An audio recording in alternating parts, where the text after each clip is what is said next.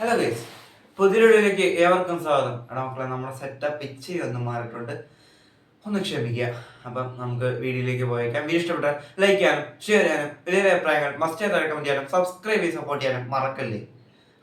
Time ആയേക.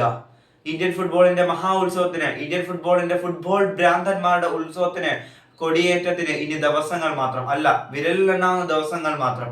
അതിന് പോകുമ്പോൾ മറ നീക്കി പുറത്തു വരാനുള്ള കുറച്ച് കാര്യങ്ങളും കൂടെ പുറത്തു വരാനുണ്ടായിരുന്നു. അത് ചിലതെല്ലാം പുറത്തു വന്നിട്ടുണ്ട്. കൂടാതെ പലതും ഇന്ന് പലരിൽ നിന്നും നമുക്ക് അറിയാൻ പറ്റും. ഒന്നുമില്ല, നമ്മുടെ TV ബ്രോഡ്കാസ്റ്റ്, അതായത് ബ്രോഡ്കാസ്റ്റേഴ്സ് ആരും തീരുമാനമായിട്ടുണ്ട്. സോണി സ്പോർട്സ് ആണ് അത് ഏറ്റെടുത്തിരിക്കുന്നത്. ഫാൻ കോഡിന്റെ സോണി സ്പോർട്സ് TV ബ്രോഡ്കാസ്റ്റിംഗ് ഏറ്റെടുത്തിട്ടുണ്ട്. സ്ട്രീമിംഗ് ഫാൻ കോഡിൽ നടക്കും, ബ്രോഡ്കാസ്റ്റിംഗ് സോണി സ്പോർട്സിൽ നടക്കും.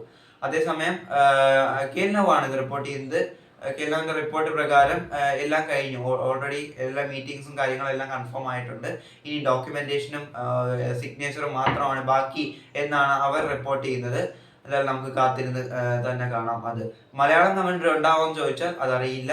അത് ഉണ്ടാവട്ടെ തന്നെ പ്രാർത്ഥിക്കാം. ഇനി ഇന്നത്തെ പ്രസ് കോൺഫറൻസ് ചാർട്ട് ചെയ്യപ്പെട്ടിട്ടുണ്ട്. നമ്മുടെ ആദ്യത്തെ പ്രസ് കോൺഫറൻസ് കുറെ നാളുകൾക്ക് ശേഷം വരുന്ന പ്രസ് കോൺഫറൻസ് ആണ്. അതുകൊണ്ട് നമ്മൾ ഓരോരുത്തർ ആകാംക്ഷയിലിരിക്കുകയാണ് എന്തായിരിക്കും കോച്ചസ് പറയുക എന്നത്. നമ്മുടെ പ്രസ് കോൺഫറൻസിൽ പങ്കെടുക്കുന്ന ഇന്ന് ഉച്ചയ്ക്ക് 12:45 കൊച്ചിയിലെ കലൂർ ജവഹർലാൽ നെഹ്റു സ്റ്റേഡിയത്തിലെ PC ഹാളിൽ വെച്ചാണ് നമ്മുടെ പ്രസ് കോൺഫറൻസ് നടക്കുന്നത്. പ്രസ് കോൺഫറൻസ് നടക്കുന്നത് നമ്മുടെ അഭിക് ചാറ്റർജി, അതേപോലെ സ്പോർട്ടിംഗ് ഡയറക്ടർ കരോളിസ് കിൻഗിസ്, കോച്ചായ ഡേവിഡ് കറ്റാല, ക്യാപ്റ്റനായ വികാസ് യുംന, ഇവരാണ് നമ്മുടെ പ്രസ് കോൺഫറൻസിൽ പങ്കെടുക്കുന്നത്. ഇത് എനിക്ക് ഒരു ഡൗട്ട് എന്ന് വെച്ചാൽ വികാസ് യുംനാമ്, കരോളിസ് കിൻഗിസ്, നമ്മുടെ ഡേവിഡ് കറ്റാല പങ്കെടുക്കുന്നത് ഓക്കെ. ഈ അഭിക് ചാറ്റർജി എന്തിനാ പങ്കെടുക്കുന്നത്? വീണ്ടും വന്ന് essay റൈറ്റിംഗ് ചെയ്യാനാണോ? സത്യം പറഞ്ഞാൽ നിഖില് നന്നായിട്ട് ആലോചിച്ച് തന്നെ കൊണ്ടുവന്നിരിക്കുന്നത്. അങ്ങേർക്ക് കൂട്ടായിട്ടൊരു essay റൈറ്റർ.